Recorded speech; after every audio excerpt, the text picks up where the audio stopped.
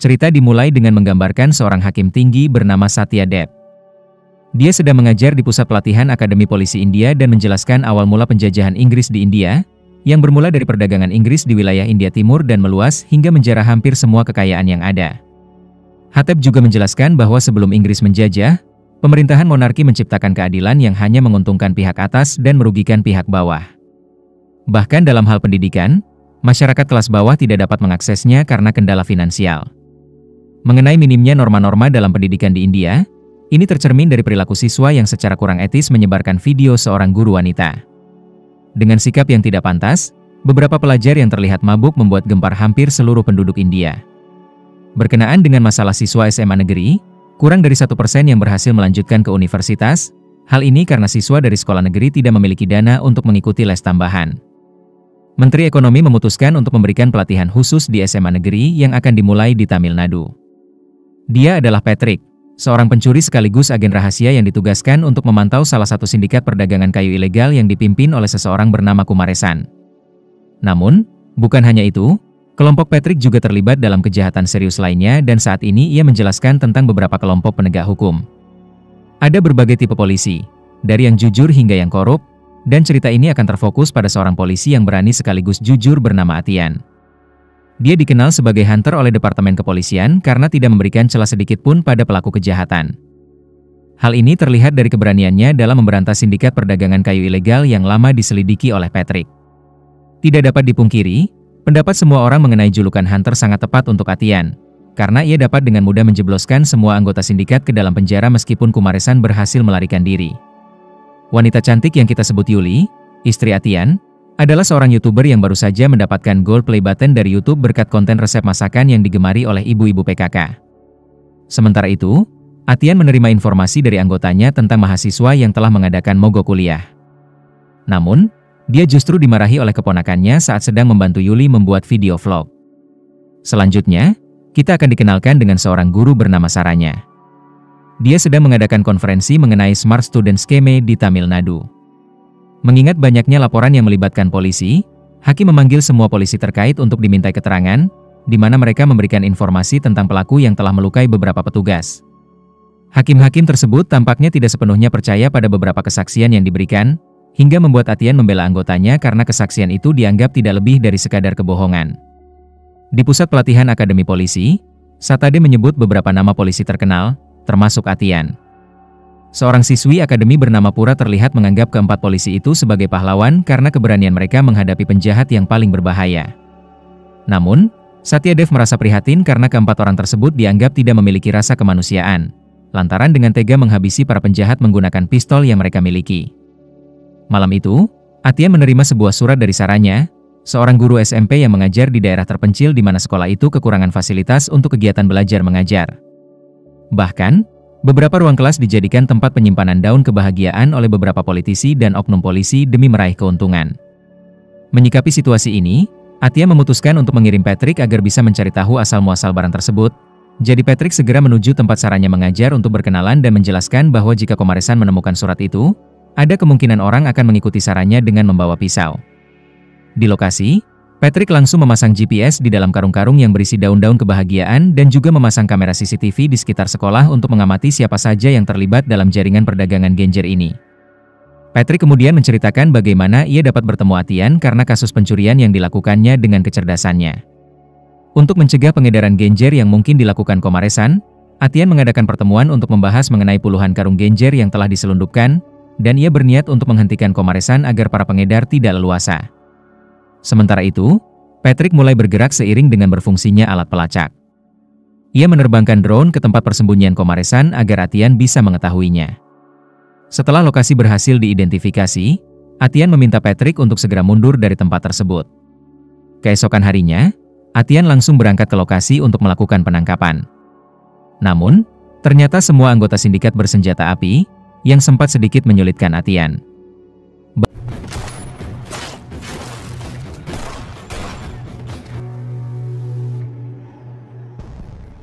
Baru beberapa meter dari tempat penangkapan, mobil yang membawa tahanan terjebak yang membuat Kumaresan berusaha melarikan diri. Meskipun begitu, wajah Atian tetap tenang karena ia yakin bisa menangkap kembali Kumaresan dengan gampang. Ternyata, Atian berhasil menangkap Komaresan lagi tanpa kesulitan. Namun di sana, Atian mendapatkan informasi mengenai beberapa polisi yang terlibat dalam jaringan penjualan genjer, dan ternyata polisi tersebut adalah anggota timnya sendiri yang kini berada di sampingnya. Karena keberaniannya dalam memperjuangkan kebenaran, Saranya mendapatkan beasiswa dari Menteri Pendidikan dan ingin melanjutkan studi di bidang komputer untuk mewujudkan cita-citanya yang sebelumnya terhalang masalah ekonomi. Betapa mengharukannya Saranya dipindahkan ke sekolah yang lebih dekat dengan kampusnya. Terkait kasus kematian Komaresan kemarin, para polisi termasuk Atian dipanggil untuk diperiksa terkait masalah tersebut, yang dihadiri oleh Satya Dev sebagai Hakim Agung. Atian menjelaskan bahwa penembakan tersebut dilakukan hanya untuk mempertahankan diri. Namun, Satya Dev sangat kecewa dengan tindakan polisi yang ia anggap bertindak semena-mena. Di sisi lain, ada seseorang yang memiliki dendam terhadap Saranya dan berniat meminta bantuan kepada Atian. Namun Atian tidak ada di kantor saat itu, yang berujung pada kematian Saranya di tangan penjahat.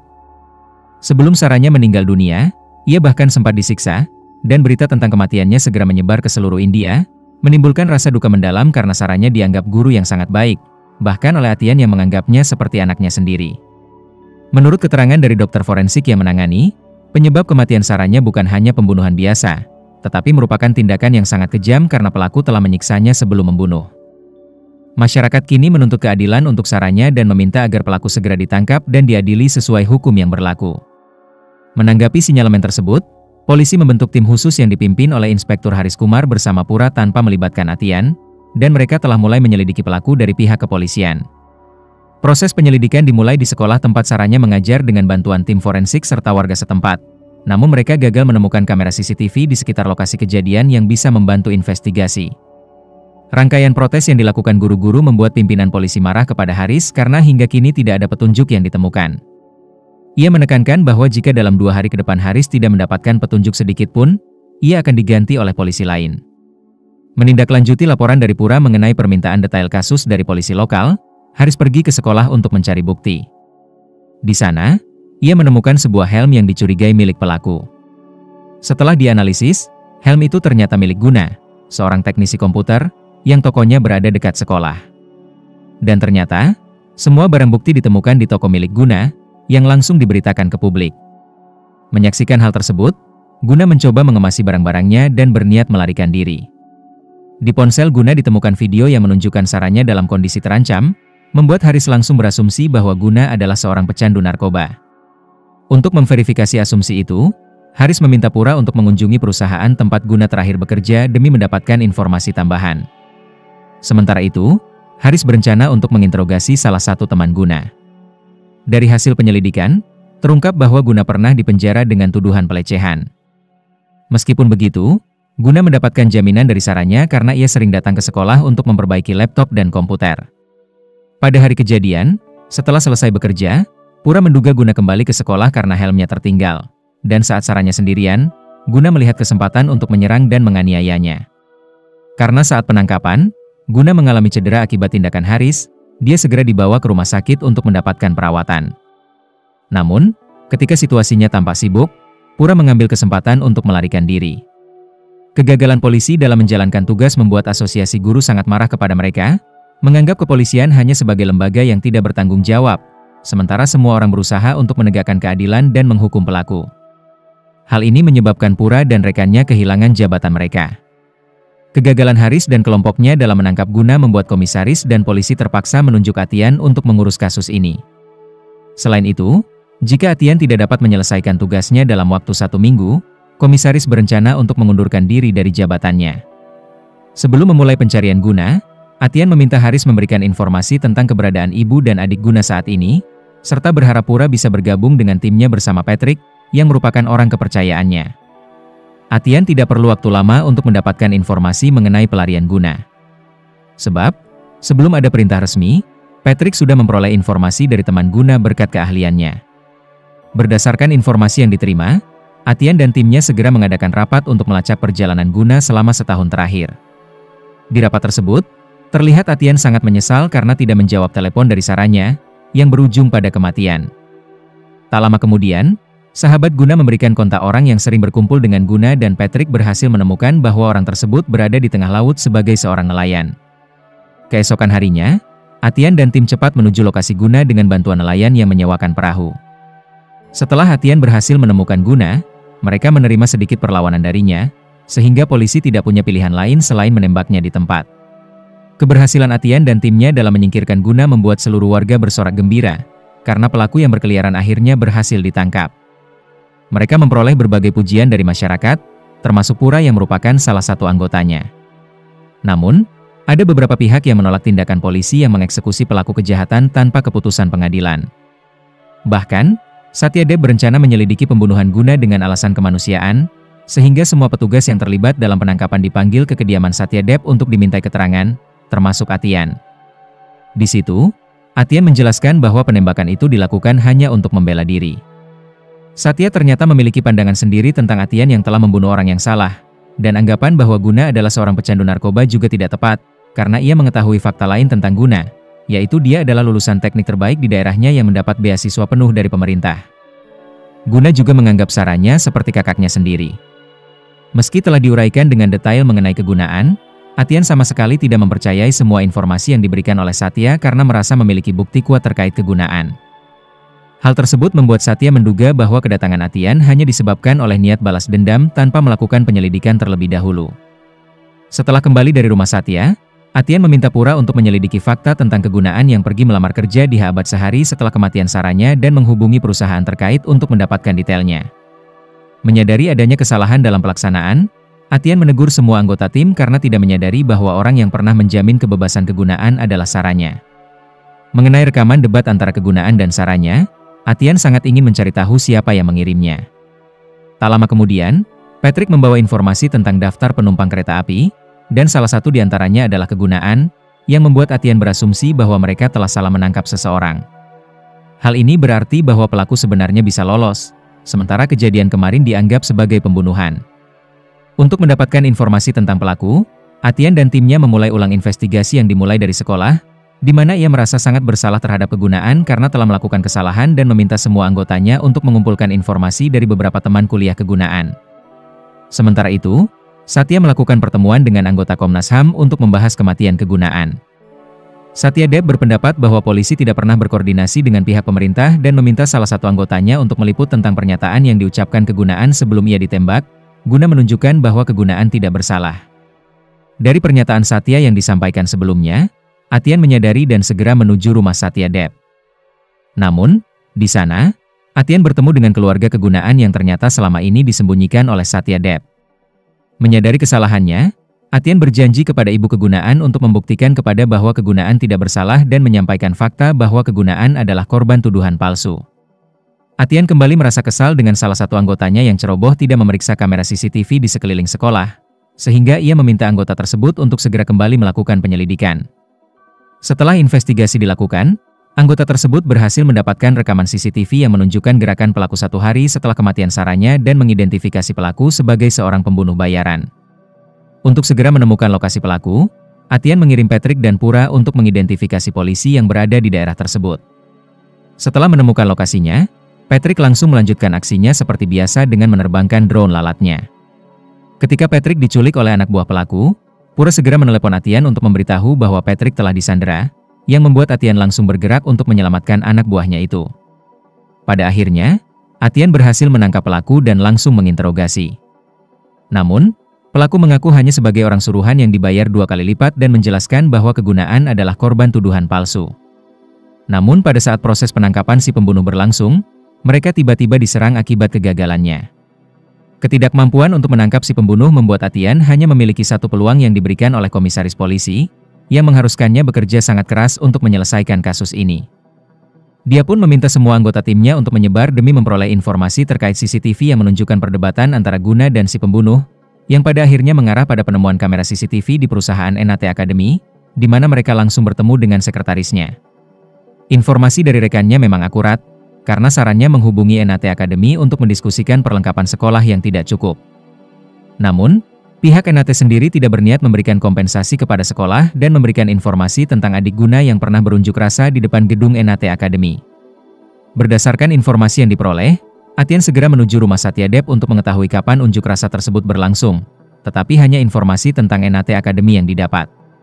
Atian juga berhasil mendapatkan informasi mengenai kecurangan yang dilakukan oleh pemilik NAT Academy bernama Natraj, yang memaksa semua orang tua murid yang mengikuti les untuk meminjam uang ke bank agar dapat membayar biaya les tersebut.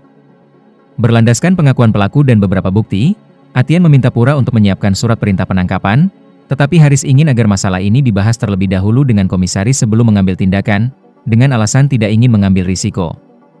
Mendengar hal itu, Atian meminta semua anggotanya untuk keluar dari ruangan karena ia memiliki hal-hal penting untuk disampaikan kepada Haris. Ternyata, Haris juga merupakan bagian dari komplotan Natraj yang sengaja menyebarkan informasi yang tidak benar. Setelah Haris mendapat bantuan dari Sekretaris Senate Akademi untuk mencapai tujuannya menjadi inspektur polisi, ia baru menyadari bahwa para hakim seperti Satyadep sangat menentang kasus pembunuhan. Hal ini disebabkan oleh perilaku oknum polisi seperti Haris, sehingga Atian meminta Pura untuk segera membuat surat perintah penangkapan terhadap Natraj dan Haris. Di malam hari, ketika Sekretaris Senate Akademi terlibat, Atian pergi ke rumahnya untuk mendapatkan informasi tentang Senate Akademi dan Natraj. Di sana, Sekretaris mengungkapkan bahwa Natraj sangat berambisi untuk mengejar semua siswa India yang ada di akademinya. Meskipun 70% dari populasi India memiliki penghasilan di bawah UMR, Natraj berencana untuk memberikan pinjaman kepada mereka dengan bunga. Setelah mengalami kerugian akibat protes dari beberapa penduduk dengan penghasilan di bawah UMR, Natraj mulai merencanakan langkah besarnya dengan meyakinkan Menteri Pendidikan bahwa perusahaannya akan menyediakan pelatihan bagi siswa-siswi SMA negeri. Namun, Pak Menteri sempat menghadapi kritik dari media dan tanggapan negatif dari oposisi karena Senate Akademi dianggap mengurangi minat pelajar, sehingga Natraj menangani situasi tersebut dengan menggunakan kesalahan-kesalahan siswa SMA demi keuntungan perusahaannya. Merasa ada sesuatu yang aneh di perusahaan tersebut, dia kemudian menuju ke komputer server dan menemukan beberapa bukti yang berkaitan dengan Nat Akademi, yang menyebarkan isu negatif tentang SMA negeri, sekaligus mengambil informasi transaksi transfer kepada pihak oposisi untuk menutup mulut mereka agar memberikan tuduhan palsu yang mengakibatkan penangkapan. Ternyata bukan hanya Guna yang terlibat, Sarannya juga ikut serta dalam aksi unjuk rasa melawan perusahaan dan sempat membawa kasus ini ke pengadilan tinggi untuk meminta penyelidikan segera. Namun, beberapa pihak di dalam sistem peradilan diuntungkan dengan adanya suap untuk menyembunyikan kasus ini. Di samping itu, mereka juga memanggil beberapa pembunuh bayaran untuk menghabisi sarannya yang dianggap dapat membawa masalah bagi perusahaan. Singkat cerita, setelah merasa diremehkan oleh sekretaris yang terkait, Atian menganggap ada hal yang harus dibuktikan. Meski berada dalam tekanan, tidak ada rasa takut yang terlihat di wajah Atian. Bahkan, ia membuat pengacara itu merasa cemas saat mendengar pernyataannya dan segera menarik Natraj untuk ditangkap. Di kantor barunya, Atian meminta seorang inspektur polisi untuk mendapatkan informasi mengenai beberapa perusahaan yang dipimpin oleh Natraj serta rincian keuangan dan investasinya dari luar negeri. Dia berencana untuk menangkap Natraj dengan semua bukti yang telah diperoleh. Berdasarkan informasi dari beberapa staf Senate Akademi, anggota kelompok Atian CS mulai melakukan penyelidikan. Tidak lama kemudian, Patrick mendapat sejumlah foto alumni Senate Akademi yang ternyata sukses. Namun, kenyataannya mereka adalah model. Lalu ia melaporkan hal ini kepada Atian dan Satya. Ia menjelaskan tentang hukum khusus yang menyelidiki pelanggaran ekonomi, di mana jika keluhan diajukan dan akademi tidak menghormati komitmennya, mereka akan memiliki kasus yang kuat, dan jika satu kasus terbukti, pelaku akan dihukum 3 tahun penjara. Namun, jika terdapat 100 kasus, pelaku akan dipenjara seumur hidup. Setelah menerima laporan dari Patrick tentang advokat yang ingin menyerahkan beberapa dokumen kepada Atian, ia segera menuju ke stasiun di mana akan berlangsung pertemuan tersebut. Namun, ternyata di sana sudah banyak orang yang menunggu kedatangan Atian, sehingga bukan hanya Atian yang diserang oleh anak buah Natraj, tetapi Yuli juga mengalami hal yang sama. Tanpa disadari oleh orang-orang di sekitarnya, Yuli sudah menduga akan terjadi hal ini. Sementara itu, Patrick dan Pura yang sedang dalam perjalanan juga menghadapi halangan dari anak buah Natraj. Meskipun harus melawan banyak orang, mereka bekerja sama hingga berhasil mengalahkan semua lawan dengan mudah. Setelah semua pengaduan dari masyarakat terkumpul dan sejumlah penipuan yang totalnya hampir mencapai miliaran rupiah diperoleh, Pak Komisaris akhirnya menyetujui usulan penangkapan Natraj yang diajukan oleh Atian. Walaupun berhasil menangkap Natraj, Atian tidak menunjukkan ekspresi kebahagiaan sedikitpun. Ia merasa belum memiliki bukti yang cukup mengenai pembunuhan sarannya dan berjanji kepada Ibu Guna untuk membuktikan bahwa Guna bukanlah pelaku. Natraj sendiri meminta ke sekretaris agar mempertemukannya dengan jaksa penuntut umum untuk membebaskannya, meskipun harus membayar mahal agar tidak dihadapkan ke pengadilan. Bahkan perlu membuat surat jaminan agar rencananya tak kembali menjadi masalah. Menyadari sarannya untuk mengirimkan sebuah paket kepada Atian sebelum meninggal, Patrick pun pergi ke kantor pos untuk mengambil paket tersebut dan harus mencarinya sendiri di gudang. Namun ternyata dokumen itu sudah tercampur dengan milik orang lain, sehingga Patrick tidak punya pilihan lain selain membawa semuanya. Setelah mencarinya cukup lama, akhirnya Atian CS berhasil menemukan dokumen yang selama ini mereka cari. Ketika mereka sudah merasa bahagia sekaligus menemukan celah untuk membuktikan kejahatan Natraj, tiba-tiba Patrick ditembak oleh orang misterius. Belum selesai sampai di situ, Atian mendapatkan ancaman dari Natraj yang berencana memperluas bisnisnya dan mengancam jika kasus ini berlanjut. Sehingga Atian meminta keponakan untuk menyebarluaskan bukti-bukti kejahatan Natraj dan menangkap semua yang terlibat melalui YouTube, Facebook, dan Instagram. Keesokan harinya, saat Natraj akan dipindahkan ke lapas utama, banyak orang yang menuntut Natraj agar mendapatkan hukuman yang setimpal. Awak media pun tidak ketinggalan untuk meliputnya dan mengikuti mobil yang ditumpangi Natraj.